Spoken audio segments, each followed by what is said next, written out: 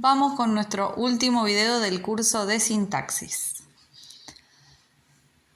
La oración, como sabemos, puede ser simple o compleja. La oración simple puede ser oración bimembre u oración unimembre. La oración unimembre es en algunos casos específicos, como el de los verbos de fenómenos meteorológicos, como llovía, o algunos usos de haber y hacer, que son impersonales. Y la oración simple es la que más nos interesa porque es la típica y la más común.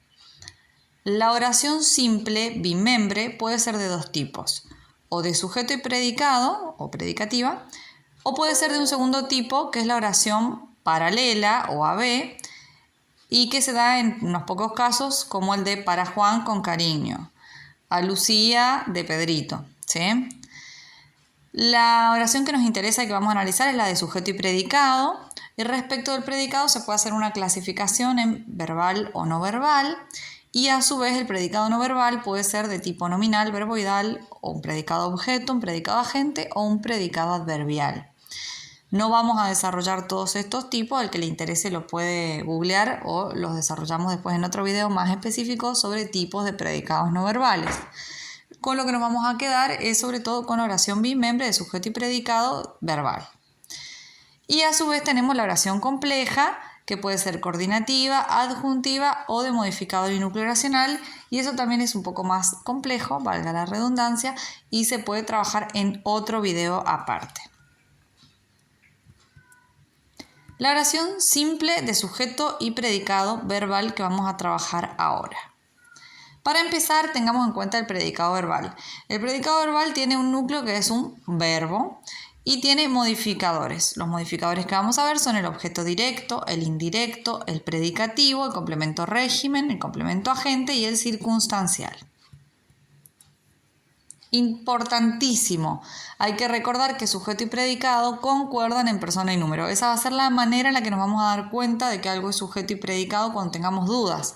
Ver si hay concordancia en persona y número. Las funciones sintácticas que vamos a analizar primero son los modificadores del núcleo del predicado. El primero que vamos a ver es el objeto directo. El objeto directo aparece con verbos transitivos y las operaciones formales de reconocimiento de esta función sintáctica son preguntar a quién o qué. Recuerden que no vale solo con las preguntas, porque a veces las preguntas valen para varios complementos. La pasivización, es decir, transformar la oración que está en voz activa a voz pasiva, y en ese caso se va a volver sujeto. Por ejemplo, comí la torta de Juana, lo puedo pasar a la torta de Juana fue comida por mí. Y la prueba definitiva, que es reemplazar por lo, los, la, las. Ayer vi a Juan, ayer lo vi. El segundo complemento que vamos a analizar es el objeto indirecto. Suele darse donde termina la acción de un verbo ditransitivo, como dar, que es dar algo a alguien, es ese a alguien. También aparece con verbos intransitivos, como en el caso de doler, me duele algo, donde hay una persona afectada, un beneficiario o un perjudicado por ese dolor, podríamos decir. Y en algunos verbos de interés, también de interés de pensamiento. Suele ir precedido por a y puede ir precedido por para. Ahí me faltaba una mayúscula en puede. ¿Cuál va a ser nuestra operación formal de reconocimiento? Reemplazarlo por le o les. Entonces, compré caramelos a los niños, lo reemplazo a los niños por les. Les compré caramelos. El predicativo es un complemento de doble valencia. ¿Qué significa esto? Que modifica al verbo, pero también a un sustantivo, que puede estar en el sujeto o en el objeto directo. La clase de palabra que cumple la función de predicativo suele ser sustantivo, adjetivo o equivalentes funcionales. Como sucede en el caso de la cadenita es de plata. En vez de plateada, de plata es un equivalente funcional a un adjetivo. Puede ser de dos tipos, atributivo o identificativo, ¿sí? También puede ser subjetivo y objetivo, que es quizás lo más común, lo que más trabajamos en la escuela, y puede ser omisible y no omisible. Atributivo es cuando estamos mencionando un atributo, generalmente el de adjetivo. Identificativo generalmente es el de sustantivo. Por ejemplo, la señora es buena o la señora es maestra. El primero es atributivo, el segundo es identificativo. Puede ser subjetivo y objetivo según qué sustantivo es el que modifica. Dijimos que modificaba a un verbo y a un sustantivo. Bueno, cuando modifica a un sustantivo que está en el sujeto, es subjetivo. Cuando modifica a un sustantivo que está en el objeto, es objetivo. Y omisible y no omisible, que es lo mismo que decir no obligatorio y obligatorio, depende, como está aclarado ahí abajo, de si está o no exigido por el verbo. Está exigido cuando se trata de verbos copulativos, como ser, estar, parecer. ¿Cuáles son algunos verbos que exigen el objeto directo y un predicativo objetivo? Van a ser verbos como nombrar, nombraron a Pedro gerente. Tengo que decir que lo nombraron. No nada más nombraron a Pedro, sino decir que declararon al acusado. ¿Cómo lo declararon? Lo declararon culpable. No creen a María capaz de hacer eso. El verbo creer en el sentido de creer algo de alguien o creer que alguien es de alguna manera. Deseo la bebida con hielo, ¿sí? Deseo el modo en el que deseo la bebida. Como se darán cuenta, el modo y el cómo tienen mucho que ver, pero no basta con hacer la pregunta cómo para darme cuenta del predicativo. Tito vuelve loca a María, es volver a alguien de alguna manera, pide aclarar esa manera. O ese cómo, cómo se vuelve ese sustantivo. Bien. El predicativo. ¿Cuál es la operación formal de reconocimiento? Preguntar ¿cómo o qué? ¿Sí? Porque era atributivo o identificativo. Pero no solo la pregunta, porque las preguntas pueden valer para otras funciones. Pueden valer para un circunstancial de modo, pueden valer incluso para un sujeto, el qué, o para un objeto directo. Entonces, lo importante es que también lo podamos reemplazar por lo. Eso se va a dar en los casos en los que es no omisible. Por ejemplo, Elisa está muy entretenida, Elisa lo está. Y aparte, como ya sabemos, la prueba de ver que también modifica un sustantivo, y eso lo hacemos haciendo la concordancia con ese sustantivo. No sé, él es alto, ellos son altos. Entonces hacemos la concordancia para confirmar que efectivamente está modificando esos sustantivos. Y también la prueba de conmutación, que ahí abajo aclaro, conmutación no es permutación, permutar es cambiar de orden, conmutar es cambiar por otras palabras que podrían haber ido en ese mismo lugar, en esa misma función sintáctica.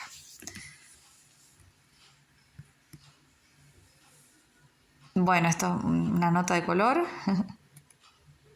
El predicativo suele ser uno de los que más cuesta. Bien, vamos al complemento régimen. Aparece con verbos como insistir, consistir, oponerse o relacionarse que nos piden un complemento que esté encabezado por una preposición específica, como insistir en, consistir en, oponerse a, relacionarse con.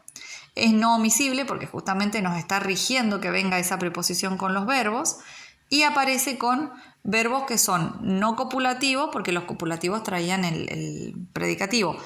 Ni transitivos, porque los transitivos pedían el objeto directo. ¿Cuáles son las operaciones de reconocimiento? Quitar el complemento, entonces si lo quito la oración se va a tornar agramatical, porque lo necesita para ser gramatical. O la otra es conmutar, utilizar otra palabra en lugar de la preposición. En vez de decir insiste en venir, insiste por venir, por ejemplo. Y ahí vemos que realmente nos está rigiendo un complemento con una preposición específica. El circunstancial no es un complemento obligatorio, por eso se llama circunstancial, y si lo quito la oración no se va a tornar agramatical, entonces esa prueba no nos va a servir. ¿Qué nos va a servir? Semánticamente darnos cuenta de que está denotando una circunstancia de lugar, tiempo, modo, y vamos a utilizar distintas preguntas para su reconocimiento. O sea que vamos a probar primero todos los otros. Vamos a probar si es transitivo, si hay objeto directo, si hay objeto indirecto, si hay predicativo, si hay régimen. Y si todas esas no funcionan, entonces vamos a estar seguros de que estamos ante algo que es una verdadera circunstancia.